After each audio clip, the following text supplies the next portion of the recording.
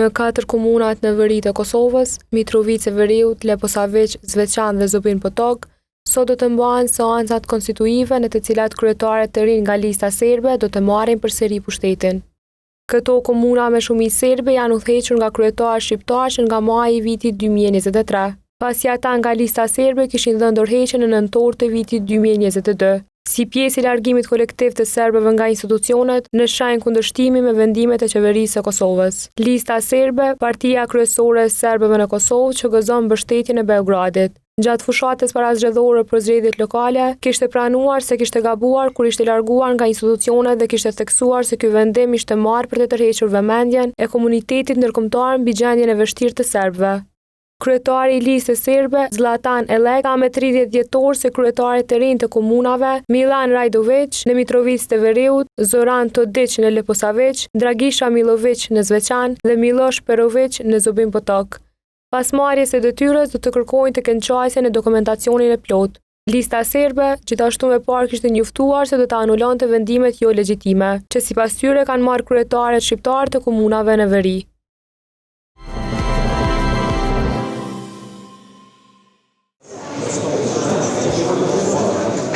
Nga zgjedhjet e 9 shkurtit në Kuvendin e Kosovës, si rrallëherë i siguruan vetëm 9 ulse. Partisë më të madhe serbe në Kosovë, Listës serbe, një karrige ja mori kryetari i Partisë Demokratike Progresive serbe, Nenad Rashić. Mirë po në legjislaturën e ardhshme, njësit e punës së institucionit legjislativ thonë që ka rrezik që Lista serbe ta rikthejë ulsen e 10.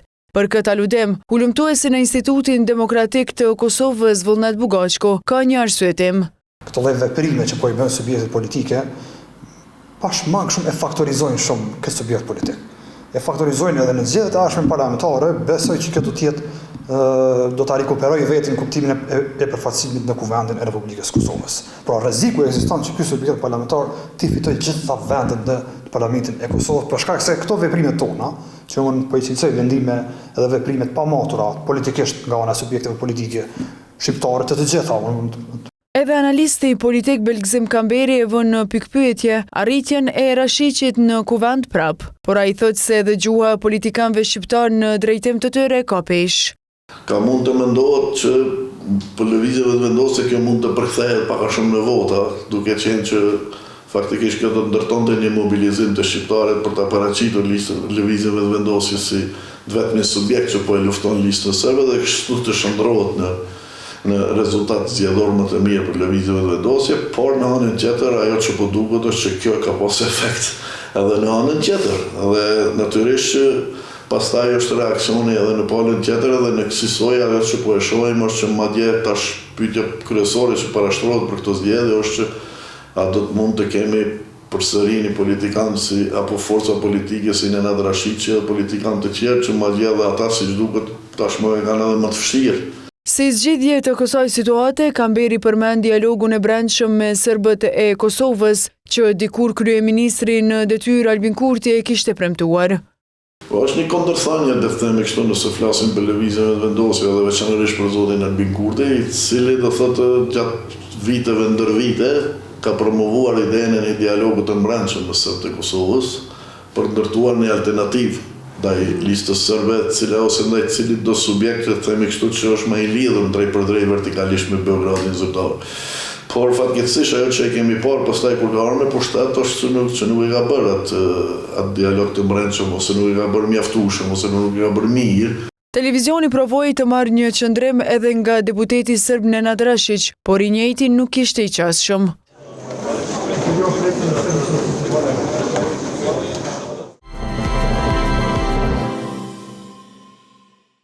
Politike të regjistruara tash janë 7. Mbledhje KQZ-s përfundoi normalisht. Gazetarët u interesuan për të bërë pyetje, por ky fakt e pengoi edhe një herë antarin e VV-s në KQZ, Sami Kurteshi. Ky fundit mori përsipër ta mbante rendin brenda sallës. Por Kurteshi nuk u ndal me kaq. Në llogarinë e tij në Facebook, Asociacionin e Gazetarëve të Kosovës e quajti aleancë të grupeve kriminale, madje dhe listoi disa mediume, të cilat sipas tij janë mbrojtës të vrasësve me pagesë. Për këtë AGK ka një kërkesë për partinë të cilën Kurteshi e përfaqëson në KQZ. Është një gjuhë e papërshtatshme, papërgjeshme dhe megjithatë shumë e rrezikshme.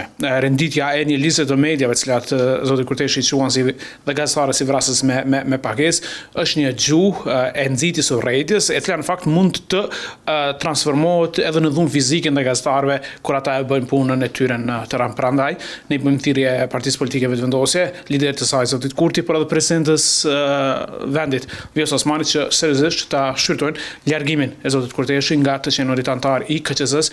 Sipas legjes, kjo nuk është hera e parë që Kurteshi përdor gjuhë të tillë ndaj gazetarëve. Zoti Kurteshi njihet për sulmet e tij brutale ndaj gazetarëve dhe mediave tash në një kohë të gjatë, sidomos prej kohës që është antar i Komisionit Qendror të Zgjedhjeve dhe ajo çfarë ka ndodhur në 2 ditët e fundit është vetëm një përsëritje e një praktike shumë të dëmshme. Reagim të menjëhershëm të VV-s po kërkojnë edhe përfaqësuesit e shoqërisë civile.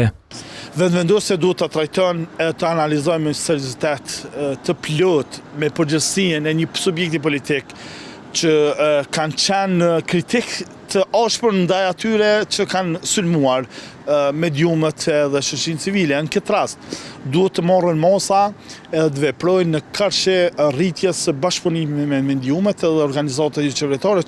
Për këtë çështje të vënë ka pyetur edhe në lëvizjen vetëvendosje, por që të njëjtit nuk kanë kthyer përgjigje. Për gjuhën e Kurteshit ka reaguar dhe zyra Bashkimit Evropian në Kosovë, ambasada e Gjermanisë si dhe organizatat e tjera që merren me mbrojtjen e të drejtave të gazetarëve.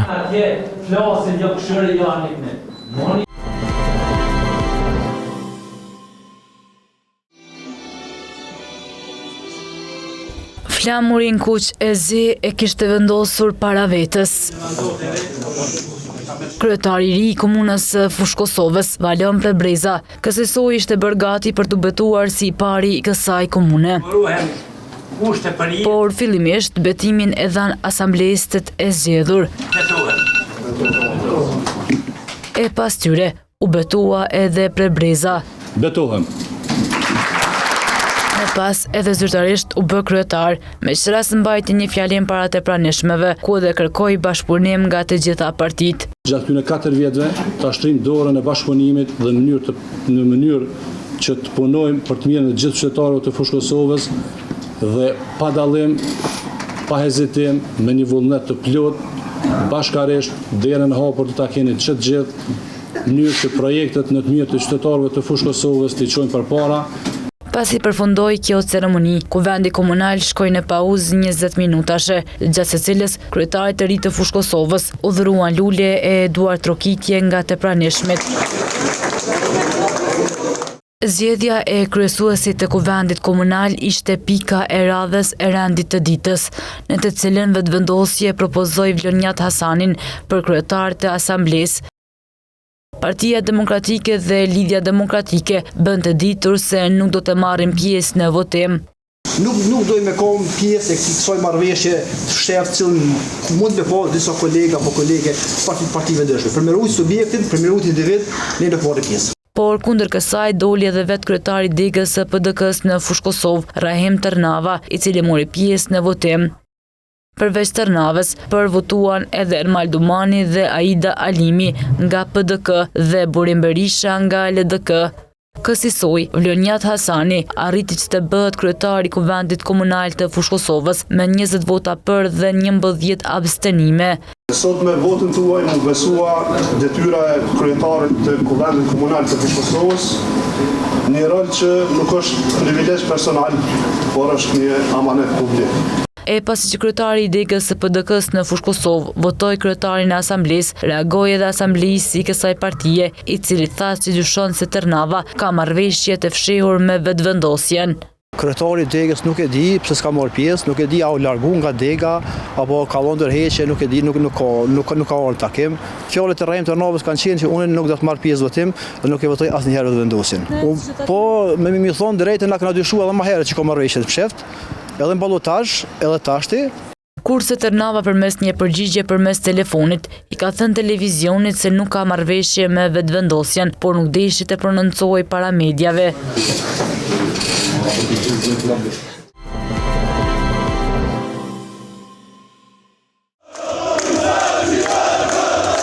Është njëri prej epizodeve më të rënda të trazirave në veri gati 3 vite më parë. Pjesë e kësaj turme të dhënshme të 29 maj 2023 në Zveçan ishte dhe Ljubisha Miljković. Si rrjedhoja ju akuzua për 2 vepra penale nga Prokuroria Speciale. Përpondër urdhrave të ushtarëve të misionit pasqyrojtës së Florit, për shpërndarje të qetë të punës dhe refuzim të hyrjes në objektin e komunës, i panderi së bashku me panderi tjerë kishin filluar të ushtrojnë dhurë të pakontrolluar me mjetët të forta, molotov, burë dhe mjetët shpërthyese të improvizuara, si dhe armë zjarri, nga të cilat seriozisht janë venduar 30 pjesëtar të forcave pasqyrojtëse të Florit. A i ngarkohet edhe për dëmet e shkaktuara tek automjetët e këforit të policisë së Kosovës, si dhe ndaj atyre të medjave. Për këtë, Miljković nuk e mohoi fajen. Unë e pranoj fajen, këtë po e them me vullnet të lirë. Kjo pasi edhe paraprakisht, mes tij dhe Prokurorisë Speciale u arret marrëveshja për pranim të fajsisë, duke arritur dakordim edhe për lartësinë e dënimit. Kështu në seancën fillestare u shqyrtua edhe kjo marrëveshje. Mirë po një kërkes e pati mbrojtja. Propozoj që dënimin me gjop i pandejorit ta paguaj në një afat prej 2 vitesh, pasi familja e tij gjendet në një pozitë jo të mirë dhe shuma është bukur e madhe. Gjykata aprovoi marrëveshjen për pranim fajësie të arritur mes palëve. Verdiktin e saj për Ljubisha Miljković e dha në po të njëjtën ditë. Për veprën penale, sulm ndaj personit zyrtar, i shqipton dënim me burgim në kohëzgjatje prej 2 vite. Për veprën penale, pjesëmarrje në turp, në kryerjen e veprës penale dhe huliganizmit, i shqipton dënim me burgim në kohëzgjatje prej 6 muaj. Dënimi me burgim në kohëzgjatje prej 6 muaj mund të zaventohet me dënim me gjobë në shumë prej 14.000 euro. Në dënim Miljković do t'i llogaritet edhe koha e kaluar në paraburgim.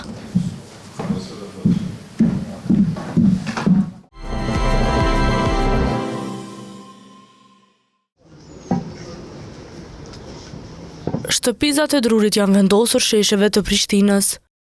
Mirë po jo edhe dekorimet e ndriqimet në prag të festave të fundvitit.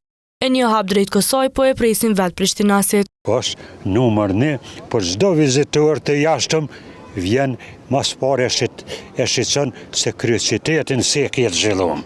E andaj është shumë e mirë që për festat që na vinë, kemi shumë festa si fetare, si i kishëm edhe shtetërore ditën e flamurit e ten, që këshes tjetë i lullëzum, këshes tjetë i zvukorum, sepse i jepëm imazh para botës se na me të vërtet dim e jemi popull i civilizum, e dim çka është e mira, çka është e bukura.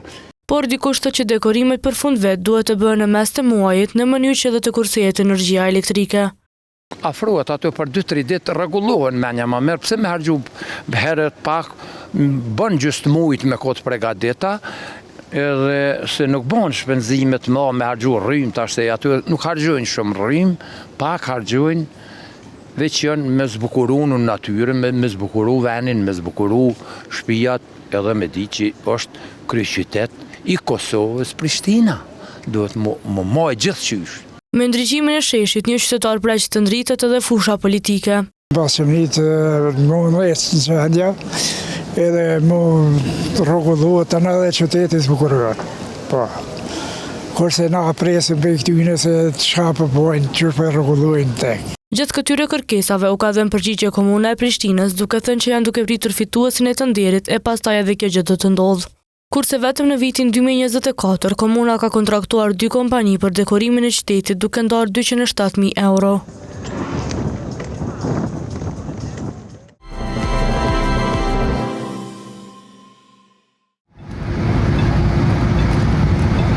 Federica Mogherini, ish diplomatja më e lartë e BE-s, ka dhënë dorëheqjen nga roli i saj si rektore e Kolegjit të Evropës.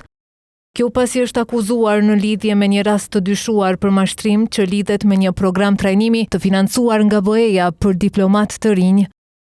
Mogherini gjithashtu dha dorëheqje nga posti i drejtuesës së Akademisë Diplomatike të Bashkimit Evropian, e cila ishte në qendër të hetimit. Dorëheqja e saj vjen një ditë pasi zyrtari i lartë i BE-s Stefano Sanino tha se do të tërhiqej në fund të dhjetorit.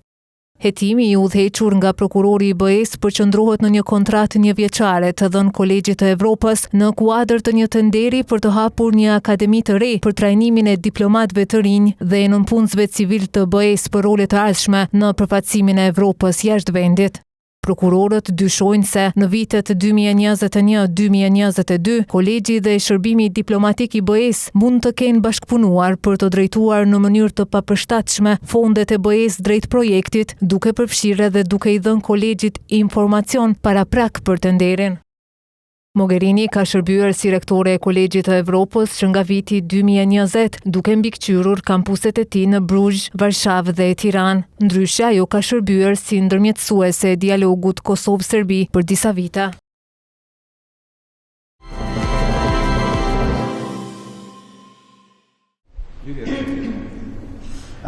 5 orë kaloi i dërguari i posaçëm i SBA-s Steve Witkoff në Moskë me presidentin rus Vladimir Putin të martën.